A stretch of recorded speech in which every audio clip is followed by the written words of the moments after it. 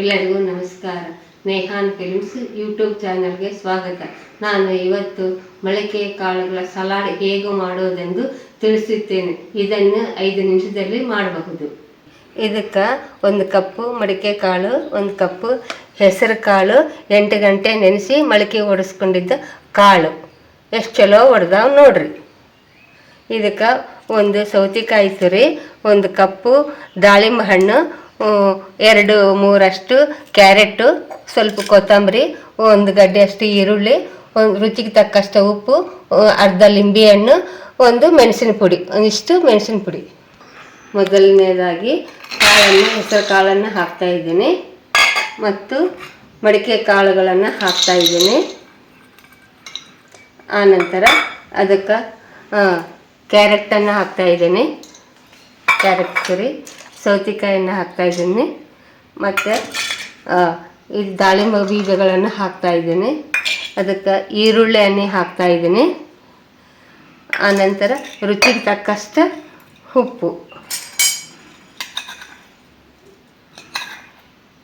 ಎಲ್ಲ ಚೆನ್ನಾಗಿ ಕಲಿಸ್ತಾ ಇದ್ದೀನಿ.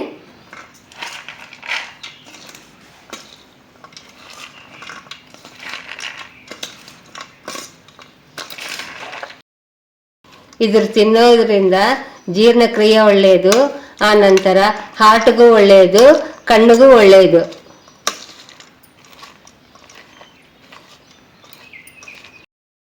ಸ್ವಲ್ಪ ಮೆಣಸಿನ ಪುಡಿಯನ್ನು ಹಾಕ್ತಾ ಇದ್ದೀನಿ. ಇದು ಚೆನ್ನಾಗಿ ಕಲ್ಸ್ಕೊತಾ ಇದ್ದೀನಿ.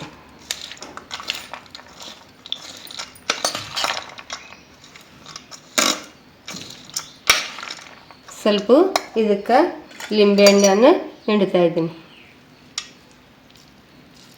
ರುಚಿ ಚಲೋ ಬರುತ್ತೆ ಲಿಂಬೆಹಣ್ಣು ಹಿಂಡಿದರೆ. ಆನಂತರ ಇದಕ್ಕೆ ಸ್ವಲ್ಪ ಕೊತ್ತಂಬರಿಯನ್ನು ಹಾಕ್ತಾ ಇದ್ದೀನಿ.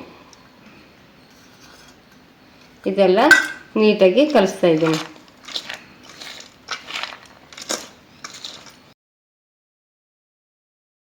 ಮಸ್ತ್ ಮೊಳಕೆ ಕಾಳುಗಳ ಸಲಾಡ್ ರೆಡಿಯಾಗಿದೆ.